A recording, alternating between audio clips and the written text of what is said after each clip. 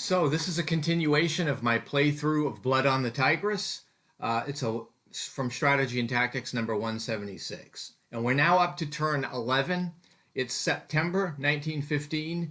It's the dry season, so the Tigris River is going to have some, it's going to be lower and cause some problems for the gunboats. Not so much on the Euphrates River. So this first picture is showing what's going on along the Euphrates River. There's just this one town there that's kind of a strategic importance to the British. So the Second Corps is attacking here, and they're trying to get into this town of Nasiriyah. And it's defended fairly weakly by a couple of out-of-command Turkish units, but it's still, the terrain's difficult. You can see I'm supporting this with headquarters support, as well as some gunboats that are operating here that are providing barrage strength. Something else I wanted to comment too is when there is an attack, one of the chrome features of this game that really makes it a little bit more granular is a mechanism called tactical advantages. And both sides can have them. And when this is the case, they can total them all up, and then they subtract the defender tactical advantages, and whatever the number, positive or negative, translates into a column shift on the combat results table, or a number of column shifts. So with the British in this picture, you see the headquarters have this command rating. The 12th Division has a 2, the Second Corps has a 4. So if these guys expend supply, they can use their headquarters tactical defenses for column shifts. And the defender doesn't have any headquarters here, so these are all going to be positive. Also, if you have units that are in the same hex with a headquarters, an artillery unit or an infantry that are involved in the attack, there'll be another +1 for tactical advantage. Also, there's a reward for divisional integrity. So if two units are in the same division, are attacking the same hex, you get a tactical advantage for that. And some units have an asterisk denoting heavy weapons on the defense, and they can use a -1 column shift. Units with a heavy weapons asterisk on the attack also would have a +1. And then each type of terrain has a tactical advantage value that will work probably in behalf of the defender. And then you'll notice the troops have a quality rating. So in this picture, you can't really see too many, but the 1st Arab Infantry Brigade has a 0 on the right-hand side. That's its troop quality rating. That's not very good. So whatever you have in an attack, you have to look and see of your quality ratings, and the lowest one is the one you get to count. So there's a disadvantage of padding your combat factors if you have to do it with a lower troop quality unit. So those are some of the things that goes into the combat results table. It's called Tactical Advantages. Continuing in turn 11, we now are taking a look at what's happening on the Tigris River. And you'll notice this section of the Tigris is a different color blue with some dark lined outlines. And that means this is one of the rivers affected by the dry season, which can make gunboats run aground if it's a dry season. And so that's marked on the map. Any part of the Tigris that is above Basra turns into this, aqua blue river that can have different water levels. In this picture, we have the 6th Division again with the headquarters support attacking the 37th Division. And this causes the Turks to take a step loss.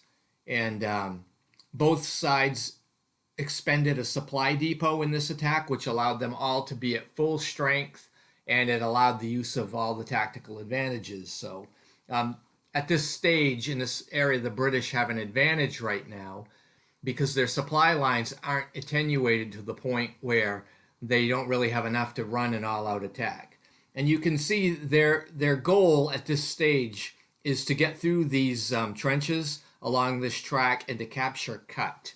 And Cut is a very valuable location logistically, so they want to control it, and it's worth 3 victory points. So the British have got to get this, and historically they spent a lot of time and lost a lot trying to get control of Cut. On turn 12, we go into October of 1915. It's still the dry season, and this picture that I've selected here gives a little bit more of an overview of what's going on. And you can see in the lower left side of the picture that the Second Corps has indeed captured Nasiriyah, and this yields a victory point to the British, which they're going to need. You also see in the lower right some of the gunboats that are kind of lying low because, you know, it's dry and they don't want to run aground. And you've got a steamer down there too, which is able to quickly move new troops that come into Basra. A little bit farther up, you see a supply truck. These are Ford vans that are en route to get up to the headquarters so they can be used. The air units there are basically off map.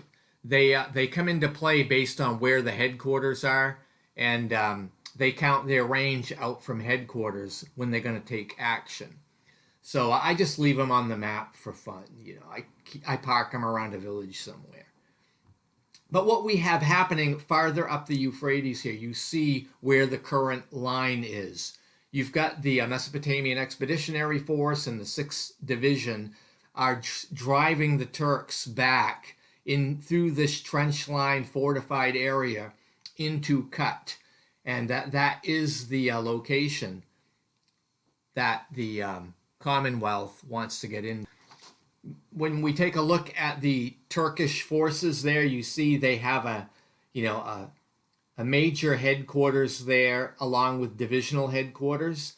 I think it might be the 18th Corps headquarters there, but the 18th Corps is like a major headquarters, and so that unit can provide command to the division headquarters. And this 18th Corps is in supply, and it's also in a line of communication because it can trace it all the way back along the Tigris to Baghdad. So similarly, the Mesopotamian Expeditionary Force headquarters, which you see, it's one of the ones in the circled picture there. This can trace a line of communications all the way down the Tigris back to Basra. So this is now getting a little bit more serious because both sides have the ability of headquarters support that are in command, and they don't have any penalties. So what's happened here is the 6th Division has driven the Turkish forces back into Cut, but it is a fortified position there. We go to turn 13. It's November of 1915. And the battle is continuing around the area of Cut. And you can see Cut there is got a supply depot stationed there. And you've got, I guess that's the 13 Corps headquarters. I might have said it was the 18th Corps before. But you see it has a decent rating, command rating, which will serve it well. Both sides are engaging in battle. They're expending supply depots, which means they get to use tactical advantage. They get to use full strength units. They're all in supply and combat supply. So these are bloody attacks. And both sides have suffered losses, and the line doesn't look like it's moved too much. We go to turn 14. This is December 1915. It's still dry. So you may notice I have risked it and taken the gunboats up. And I did get the HMS Comet and HMS Pelly are shown in the picture here. And they are providing, their 2 points of attack strength into these attacks. But if you look a little bit farther back, the HMS Odin has run aground because it is the dry season, and now they're blocking the way for the Mashona and the Shaitan to get through. So it is what it is. I have plenty of air power available there for the Turks, and they're based right near out of the 13 Corps headquarters. So this is keeping me from having the British airplanes come in for trying to bomb, because they're just going to get attacked by these Albatross fighters and possibly shot down, because they're not as good of an airplane.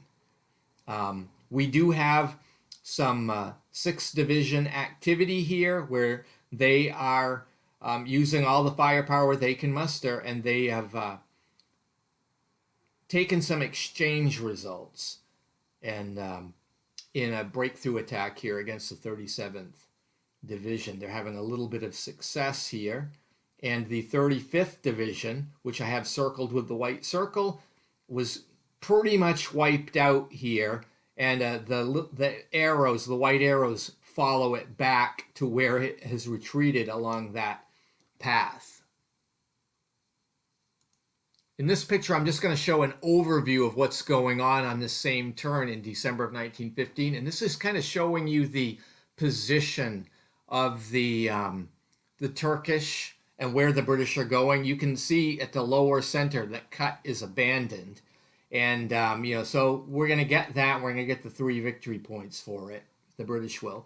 And the 13th Corps is retreating along with the 37th Infantry Division. They're retreating along that track that runs right along the Tigris River. Also, we see a couple of cavalry units, 1 cavalry regiment, 1 cavalry battalion that are in a little town along that same route. They're going to be a speed bump to slow the Commonwealth forces down. And then farther back into the more fortified area, you see the 51st Division, which has some units occupying trenches that are depicted on the map. You have the 6th Division. They are in Ctesiphon, and they're flanked by the 52nd Division. You also see some German units there that have made their way into the battle. These are pretty good units. 3 strength.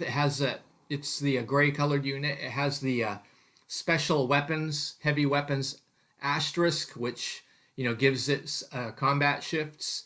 You can see also it has a very good troop quality rating of 3, and it's just a regiment. Also, we have the 46th Division, which is on the track that runs from Babylon to Baghdad on the left-hand side. And then way at the top, you have Marshal von der Goltz, who is a German leader that is supporting the Ottoman side here in this battle. And he's stationed right outside of Baghdad. Now, Ctesiphon is an important location to capture because it is like the last stop before Baghdad, but it's only worth the 1 victory point. Baghdad is worth 1 victory point for each of the 4 city hexes. But if you happen to capture all 4, you get the bonus, and it's 5 victory points.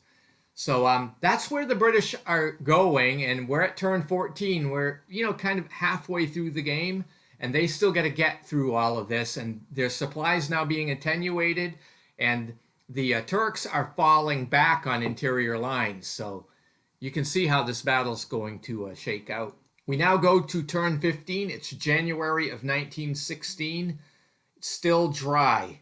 So again, in the picture that I have circled, you see that a few of the gunboats have run aground.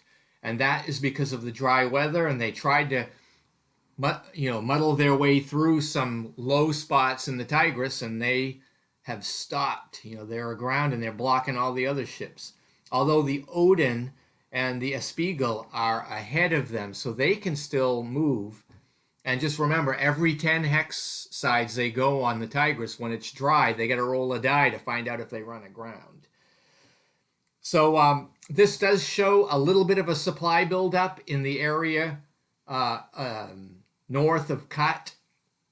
And of course, the headquarters, the 6th Division, has captured Kut, and this is just going to continue. One of the interesting things that I'm doing here is having secured the area on the Euphrates River. Is the 2nd Corps is now free, and they have some supply, and they're moving up, kind of outflanking the position here, but they're still on the wrong side of the Tigris for all of the festivities. So I'm not sure how that's going to work out. Anyway, that brings turn 15 to a close, and I thank you for watching, and stay tuned if you'd like to see how this game progresses.